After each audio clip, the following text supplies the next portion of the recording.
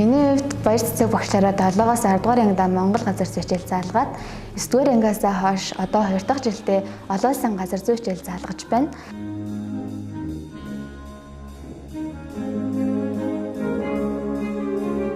Манай багшийн хувьд гэх юм бол хичээлээ маш чадварлаг, сонирхолтой заадаг. Тийм ч болохоор бид нар газар зүй шилдэ маш их дурлаж зуудаг. Тэгээд энэ хамрын олон улсын газар зүй хичээлийн амжилттай өгч багшаагаа баярлуулна.